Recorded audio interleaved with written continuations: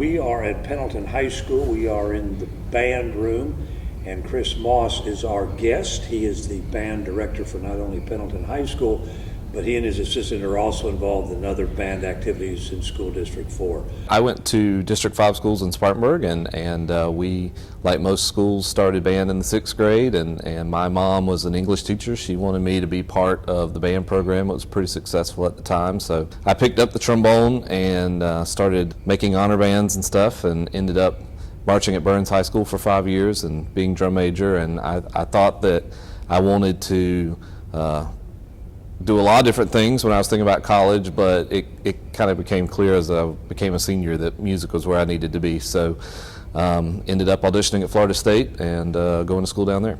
I tell all my students to watch the Macy's Thanksgiving Day Parade because I got to march in the Macy's Thanksgiving Day Parade when I was a sophomore, and that was my first trip to New York City, and it was wild. I remember we left Duncan on charter buses late at night, and we planned to get there during the day the next day, but our buses broke down in New York, or in North Carolina.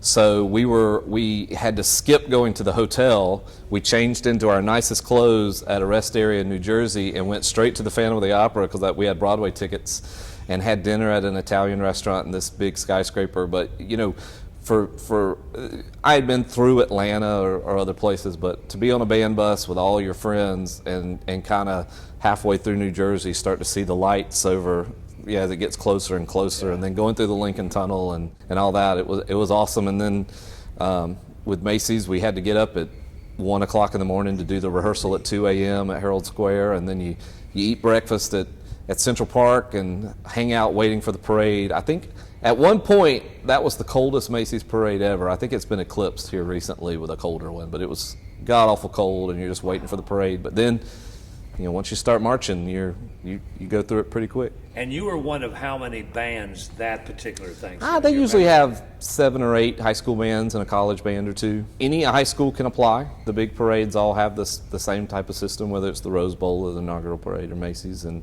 our band director pushed that kind of involvement, and we were really fortunate to go. Most people who see a football game see a marching band. They're outside and they're in uniforms and they're moving around, or they're standing in the stands. Not every marching band actually marches. They're just part of the football game. Our concert band program is much more like what you'd see on a concert stage, with tuxedos and black dresses, and what you would see similar to the Greenville Symphony or in Atlanta. There are professional wind ensembles around, or if a lot of people have probably seen the Marine Band perform at the inauguration. That would be a concert band. That's where a lot of the teaching is done. We try to stress to our parents and to our students the importance of what music is. My wife is a science professor at Clemson, and when we talk about the difference between what the different subjects do, I've never had a science teacher have to defend what they do or try to get people to come to their class. They're kind of required.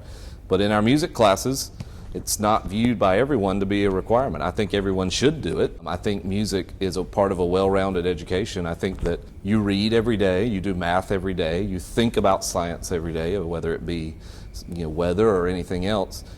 There's music every day. You get in your car, music comes on. You're listening to a TV show, there's music in the background. There's music everywhere. And being a part of our society is kind of understanding the way music works and the way music affects you and the way music affects other people. And I think you can only learn that by participating in music education. If you come to high school and have not had any band experience prior to that, is there any chance of making the band? Sure. Oh, yeah, absolutely. This year, one of our best trombone players came to Pendleton High School from another school system, and he didn't do band. And so we taught him trombone his freshman year, and he started marching his junior year. I think he made Region Honor Band last year and is now one of our better trombone players. We've got some good trombone players in here. Here at Pendleton, I try to include anyone that wants to come here. We have a percussion student who was a violin player, but we don't have strings in this school district. So she wanted to be part of our program. We put some drumsticks in her hand, and we're teaching her how to play mallets. And any student who wants to be here, we want to include. We just got to find a way to include them. And this becomes another part of the Pendleton family, the band? Oh, absolutely. It's a little odd right now because we're kind of on a lunch break that this room isn't full of people. If I didn't lock the door, there would be a lot more people in here because they kind of live down here. They're either practicing or talking to their friends or eating lunch down here because this is kind of their home. This is where they have people that support them and listen to them, and they can hang out and then also have these experiences. I think that parents like to know that their students are a part of something at the school,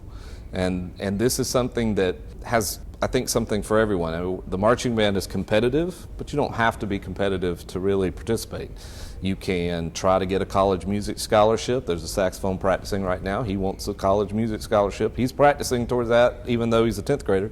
But you don't have to do that. You can come here every day and participate and be around these good people and go on trips and do all the things that we do, and they have a place that they can be a part of something. And I think most people here value that. This doesn't work without band parents. So you got your chaperones that go with us on the trips and go on the buses. You've got chaperones having to help us move stuff, dads building props and loading trucks, and the Booster Club here does a great job of raising money for us so that we can buy uniforms and we can buy supplies and we can buy music, and all this doesn't work unless we have a great parent support system.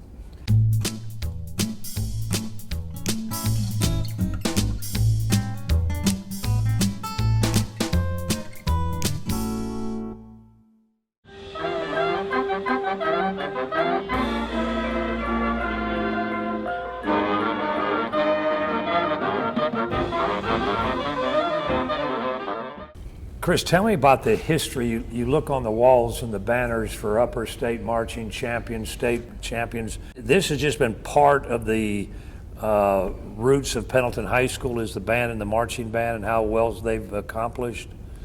Well, I think that, I remember when I was in school, this was a great place to do band. The district and the district office, the district administration has always been supportive of that. I think that when you have schools in these small communities like Pendleton, where everyone knows everyone, and everyone can say they had a family member on the football team or a family member on the baseball team or a family member in the band, I think those communities are where the districts really support the school and the teams at the school more than anywhere else, just because everyone seems to know what they're doing and what's going on. So I know that my assistant went to school here at Pendleton High School, and she was part of a band kind of before the competitive marching band really took off, or as it was beginning to take off here in the state. They did a lot of traveling and that kind of stuff. And then the band director before me, Mr. Smith, came in and kind of started on this success. I don't think you have to be hugely competitive at marching band to be successful. It's more about giving the kids a great experience. But certainly we want to be competitive, and if we can do well at shows. They had a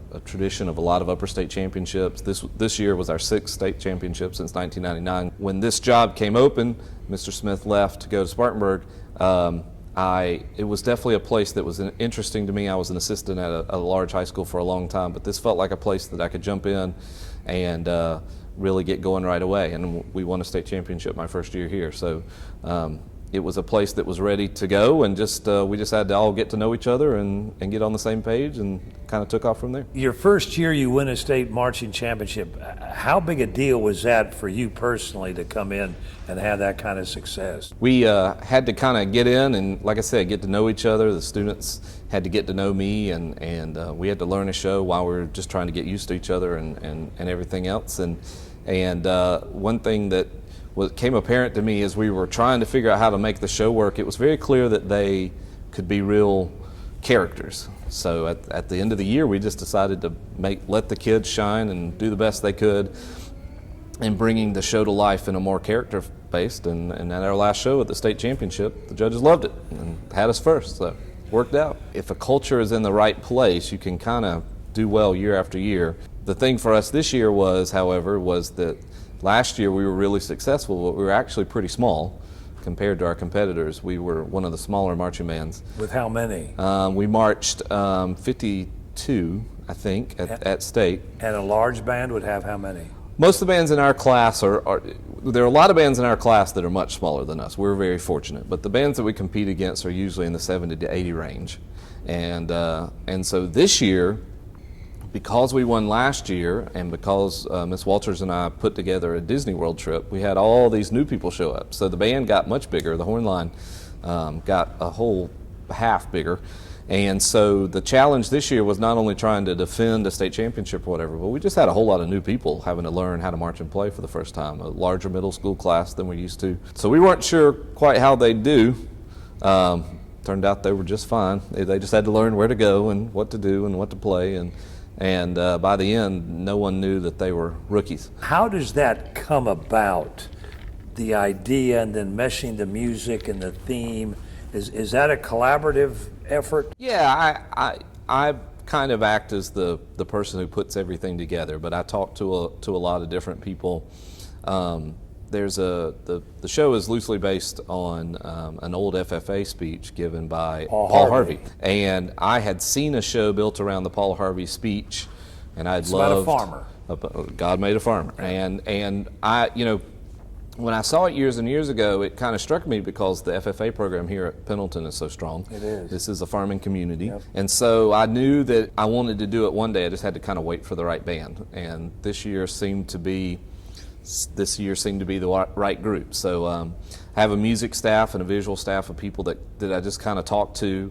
And a guy over in Greenville said, well, do you know the Dust Bowl Symphony by Nancy Griffith? And I said, I didn't.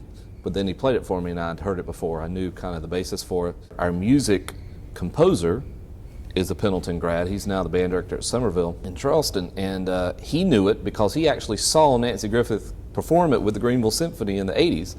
And so he loved it, and we started to piece together. We have a percussion arranger in Spartanburg who helped us figure out where the voice stuff was going to go.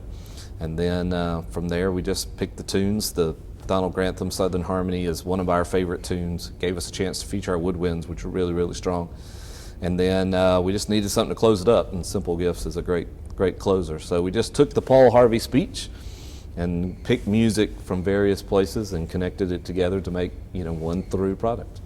Like every football band, we have a halftime show, and we normally do that for our folks here at Pendleton. But for high school bands, we have these competitions on Saturday that roughly go with the football schedule. But we do the same show as halftime, but they're usually a little bit more involved. Maybe we don't pull everything out there on the field at the football game because obviously they've got a football game going on, and we don't want to take up all the time. So the show that we performed was the weekend after our state championship contest performance, and really usually at state is usually the last time we performed the show. We did it again because Dr. Avery and the school board wanted us to perform it again and do it for the home audience, and they wanted to honor us, and we were more than willing to do that. But that's mostly the show we had done week after week before.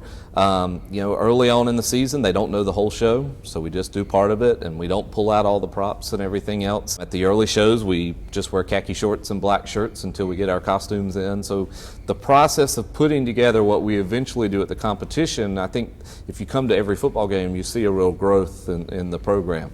And this, Pendleton has kind of a tradition of not wearing traditional marching band uniforms with your shako and your plume and all the stuff. They traditionally wear costumes. So with a farmer show, we had our parents ask around, and the good people at Tractor and Farm Supply said they could help us out ordering overalls. I think we ended up ordering 80 some odd different sets of overalls to get it the size correctly, and returned them and everything else. And we had some white shirts.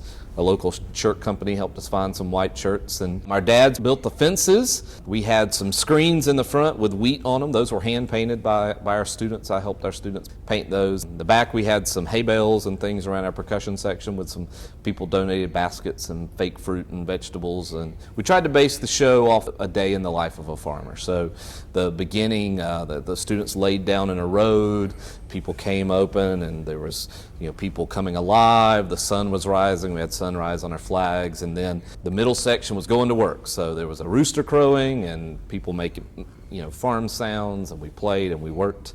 There was a little moment of respite as we talked about some of the difficulties farmer goes into. We try to incorporate all those pieces to tell the story of the farmer that goes along with the Paul Harvey speech, and so a lot of times I think that's the only time we pulled the tarps out for the football crowd and some of the other props. So getting a chance to do that for the football audience and getting a chance to let the community see it, because every Saturday we do it, but not everyone can travel to all our competitions. So I think it was good for them to see the whole show. How personally satisfying was it for you to go through all that work, take the kids to Columbia, and win it again? Well, I mean, it was a little bit of a surprise. Some years you kind of expect to win and don't, and this was a year where I wasn't sure how we would be, so it was just kind of a surprise to hear everyone announced in all these places, and then you get to be last. I'm just proud of the students. I've been part of a lot of state championships, and if I never get another one, then that'll be okay. I've got plenty. But so for some of these students, this is their big chance. This is their first year, and or if maybe they weren't in the band last year, and they get a chance to have a medal and get a state championship jacket and get the whole community to recognize you. And I think that's really important. I remember what it was like when I was in the 8th grade and I won, when I was in the band, and now these students get to experience that too. And it doesn't, if we didn't win, the season would have still had value. The students would have still learned, the students would have given great performances, but to have a memory and a video that they can now watch and know that they won is a really cool thing. So God made it fun.